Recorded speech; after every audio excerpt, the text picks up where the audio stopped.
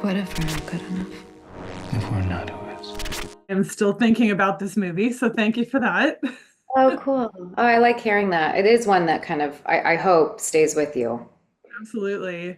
Which is why I'm curious. I mean, the idea of having an assessment to determine whether you can have a child seems all sorts of intrusive. So when you read this and really kind of took in the subject matter and what it was about, how did you feel about the concept of it all?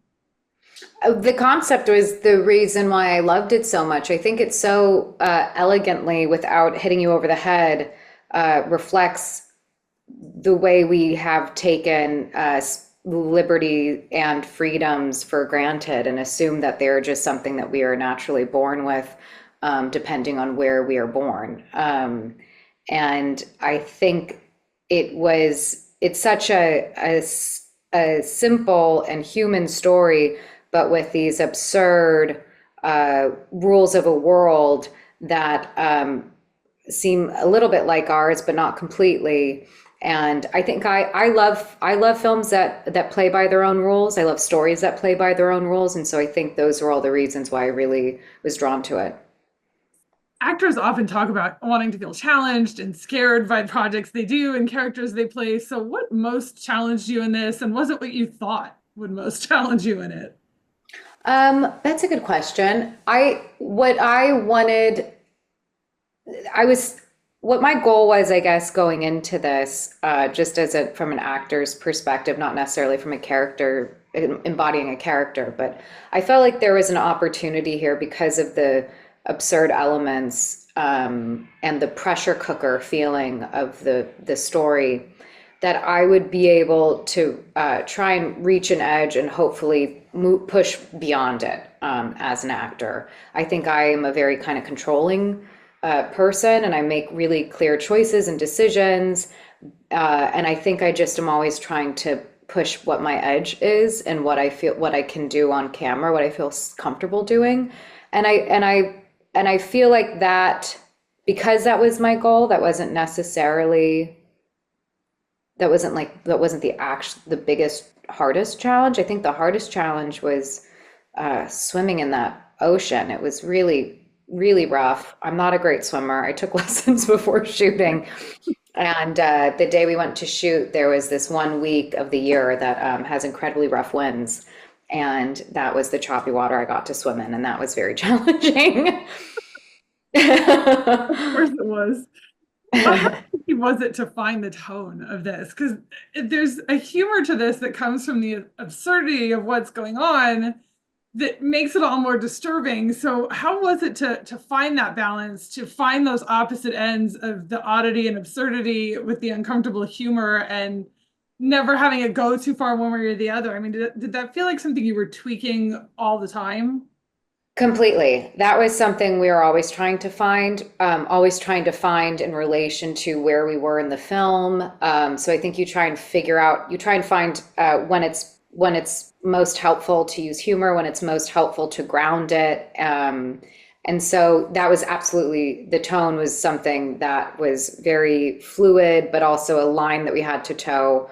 Sometimes it would become a little too screwbally, sometimes maybe too dramatic, and so there's always a shifting line that we were trying to find, and then kind of pull the rug out from people ultimately, and have it be like a very emotionally connected human basic needs and wants story, after all of this. I guess. I don't like excess. I don't know I don't know what to use, but not distractions. But I'm being inarticulate right now. Getting so personal with someone so impersonal creates this very interesting dynamic between this couple and their assessor. Did you always know what Alicia would be doing? Were there times that, she would do things you had no idea she was going to approach in the way that she did? Yeah, I think there's a lot of ways that Alicia approached this that I didn't expect. I think she was constantly tracking uh, what ends up being revealed of her character. She was tracking that from day one of shooting and day one of the filming of, the story day.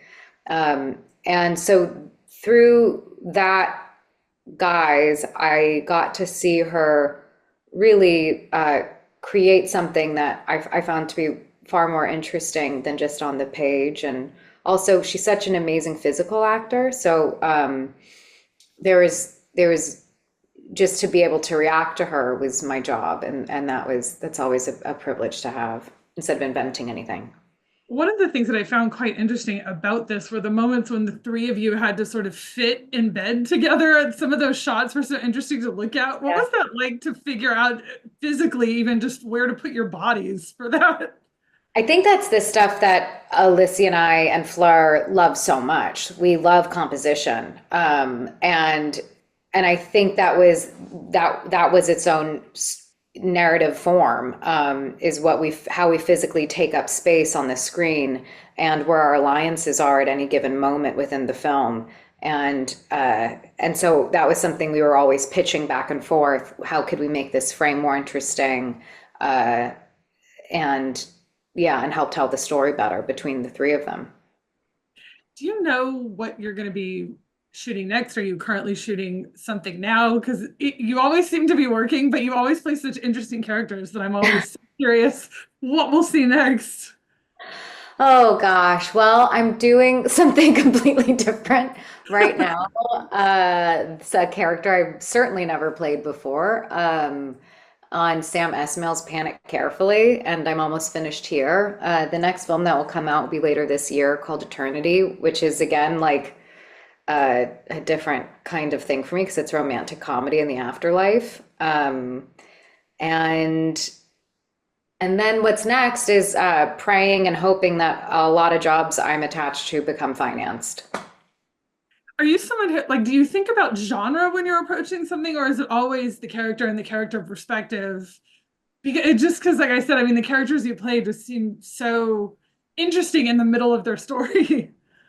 I think what it's not that I'm seeking a genre or a genre shift even, but I will, I will try and imagine what is each script, if it has a specific genre, if it is a sci-fi, if it is a romantic comedy, where does it fit in the history of those types of genre? I find that interesting to figure out how can you do something that's reflective and honoring of something I loved or something that you can subvert for audiences. So I think those are the kinds of things I think about when I'm reading a script.